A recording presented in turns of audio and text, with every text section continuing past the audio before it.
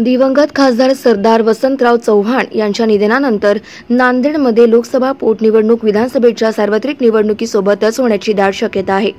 दरम्यान जिल्हा व शहर काँग्रेस कमिटीच्या वतीने सोमवारी जिल्हा काँग्रेस कार्यालय येथे बैठक बोलवण्यात आली होती।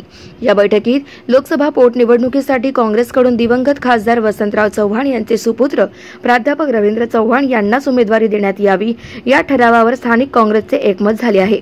बैठकीला काँग्रेस पदाधिकारी आणि कार्यकर्ते मोठ्या संख्येने उपस्थित होते। आम्ही पहिल्यांदाच नांदेड उत्तर जिल्हा, नांदेड दक्षिण जिल्हा आणि शहर काँग्रेस तिन्ही अध्यक्षांनी एकत्र बैठक घेतली। एकदा आमचा मुख्य विषय असा होता, दुर्दैवानं वसंतराव चव्हाण साहेब वारले आणि 10 तालुक्यामध्ये नांदेड लोकसभा 10 तालुके आहेत, 27 जिल्हाभर सर्कल आहेत। सगळ्या लोकांचा अंदाज दिला की वसंतराव सहानुभूती त्यांच्या मुलांना मिळू शकते।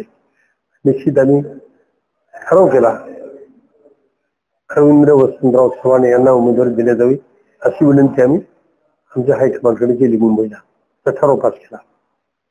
एकमुखाने सगळ्यांनी टाळ्या वाजवल्या, सगळ्यांनी एकमुखाने केलं। हो, परंतु त्याच्या संदर्भात कोणाचं काही नाही, अजिबात नाही। गाव माझा न्यूज करिता तानाजी शेळगावकर, नांदेड।